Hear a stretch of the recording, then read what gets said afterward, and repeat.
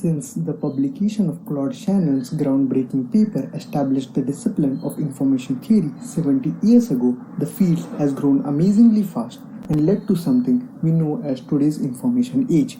It has found applications in the fields of communication, cryptography, data compression, linguistics, and the list goes on.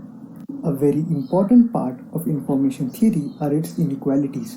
Over time, number of information theoretic inequalities from basic ones to more deeper ones have been shown to exist.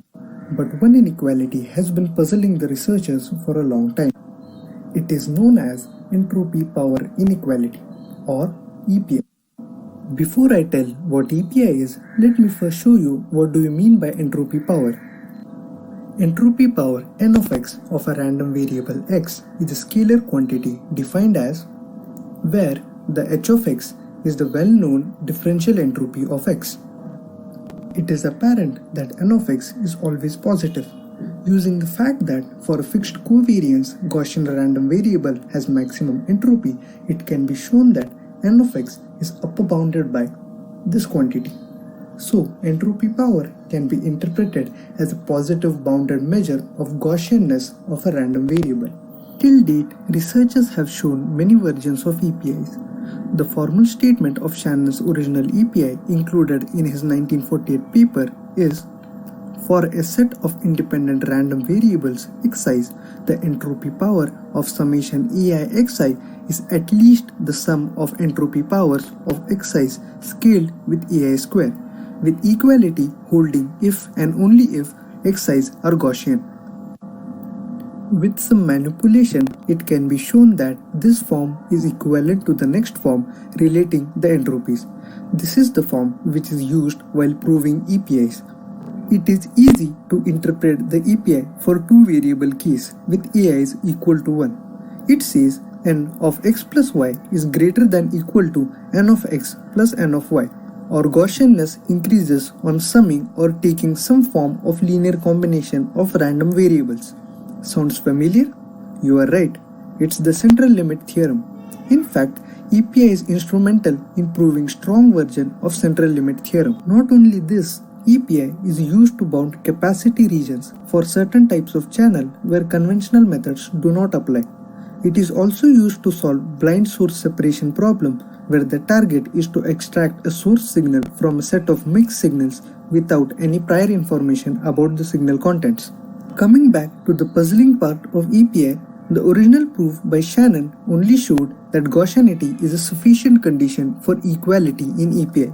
Only 10 years later did Stam show that Gaussianity is in fact necessary for equality.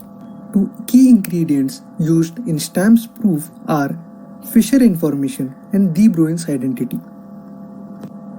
Fisher information G of x is another information theoretic measure like entropy. It, like entropy power, has the property of quantifying Gaussianness of a random variable. So Stam first proved Fisher information inequality using some data processing arguments. This inequality is surprisingly similar to the EPI. If somehow he could relate the Fisher information and entropy, EPI would be proved, and de Bruyn's identity provided this connection. De Bruyn's identity relates the differential entropy and Fisher information through a derivative. Following is the expression for de Bruyn's identity. A simple step of integration on Fisher information inequality readily gives the EPI. Although Fisher information and de Bruyn's identity are important results in information theory, they are not basic concepts like entropy and mutual information. Hence, real understanding and intuition about the EPI itself was lacking.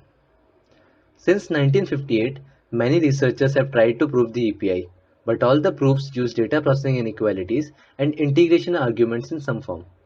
In fact, EPI was perhaps the only inequality in information theory which is widely used yet couldn't be proved using basic properties of entropy. Until 2011, when Olivier Rioul, a professor at Telecom Paris Tech, showed that EPI could also be proved using just the basic concepts. We shall now have a look at how his proof goes. He proves a stronger statement than EPI, namely the mutual information inequality. The mutual information inequality states that For finitely many independent random n vectors xi's with finite covariances, any real-valued coefficients ai's normalized such that summation ai square is 1, and any Gaussian n vector z independent of xi's, the following inequality holds.